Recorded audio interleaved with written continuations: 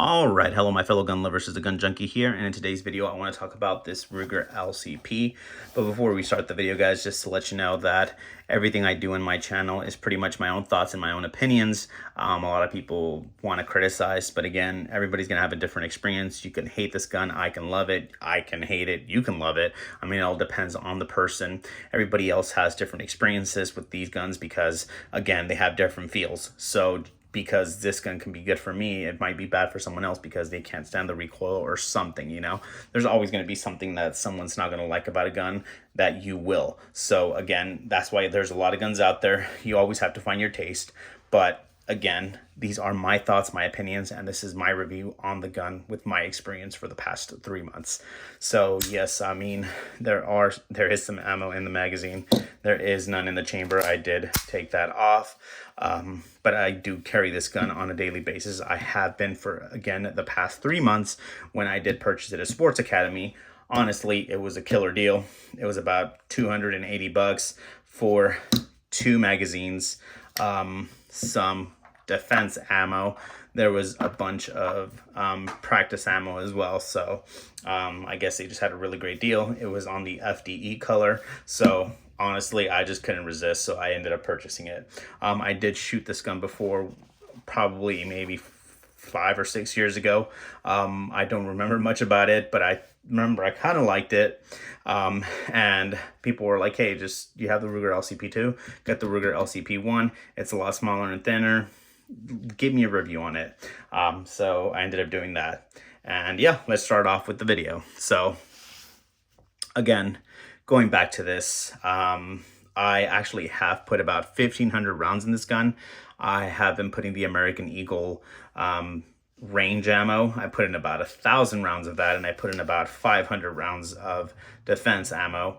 And I have been using this SIG Elite Defense.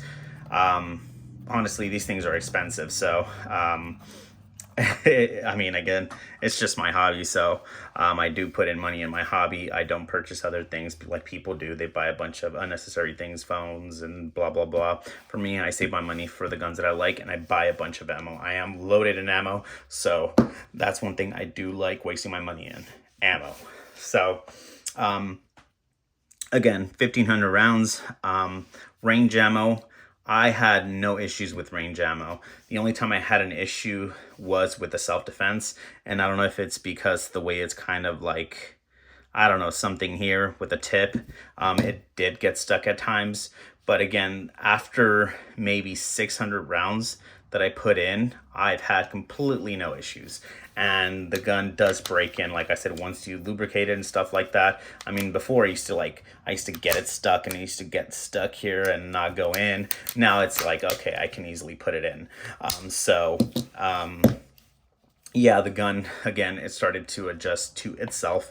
It took a breaking period, but once that happened, I mean, it was pretty much smooth. A lot of people say they had the issue with this, that it doesn't come down after you do this. You have to click it back. No, I mean, once it breaks in, it does go through. So again, it all takes a breaking period. Again, as you see, nothing that I did to it is just, you know, it goes on once you have a good breaking period after you shoot it many times.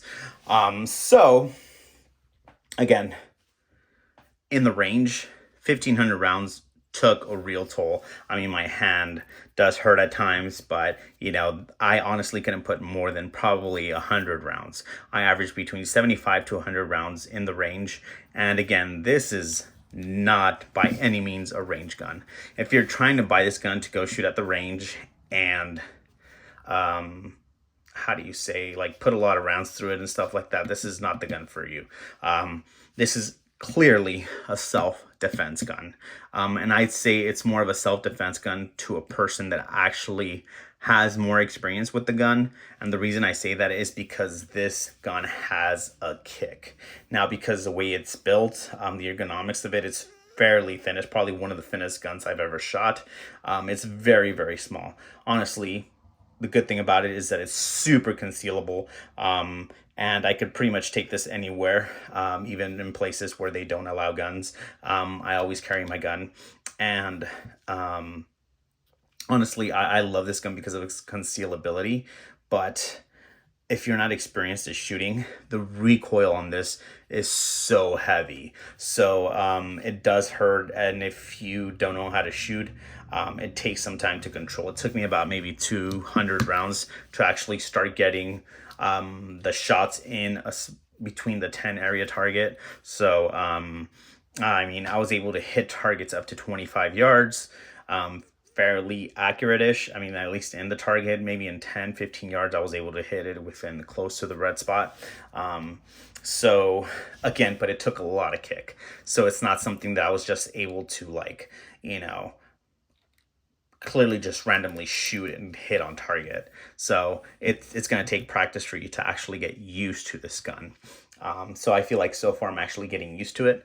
When I do go shooting in the range and stuff like that, I do drills. So for me, I go in this open field, there's nobody around me, and I can actually do drills. So I do drills where, you know, if I feel like if someone's attacking me, I pull out and shoot and unload, stuff like that. So I do things where I'm like on my back, I pull it out and shoot, and I unload and see what I hit on the target. And this is pretty much what this gun is for. It's mainly to pull out and unload the bullets at your target. So in any self-defense situation, this is pretty much what you want to train for. You know, this gun is not going to be something where you're going to aim far and try to do a headshot or try to do a body shot. It's something where someone or something is attacking you, you pull out and you unload. This is what this gun is really good for. Yeah, it's again, it has a kick, but you're not thinking about that when you're in a life-threatening situation. A lot of people do complain about the trigger, where they say the trigger is really heavy. It kind of is. I mean, when you actually think about it, the trigger is pretty heavy. They're like, the reset is pretty long. I mean, honestly, I don't care.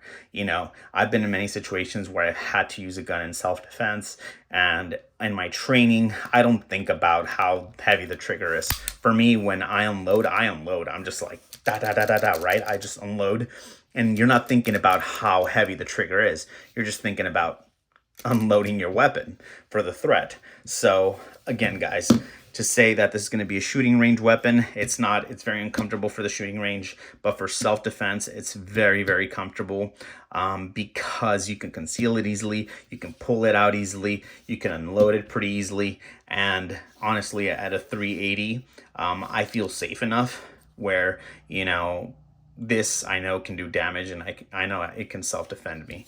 I feel like even a 22 can actually do some great damage. So, but I'll be talking about ammo later in future videos.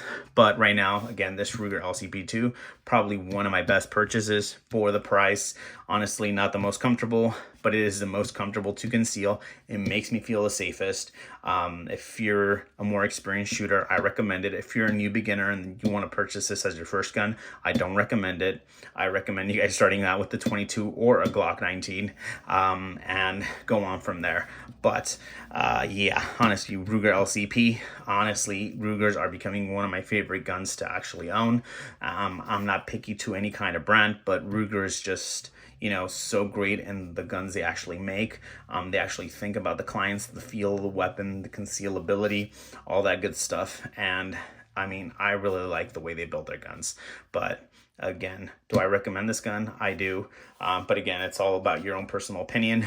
Go to your local gun range. Hopefully they have some of these where you can actually shoot and practice and check it out before you actually purchase it. But again, for me, more experienced shooter, I do recommend it. I do like it a lot, and I'm keeping this one and I'm carrying it on a daily basis. It is probably my second or third gun that I do have on me. So I do carry my Glock 19 most of the time, or my Shadow Systems, and this one's either my pocket gun or my other type of hidden gun. So yeah, that's pretty much all I want to talk about in this video. I know it went a bit too long, but I just wanted to give you an actual good review.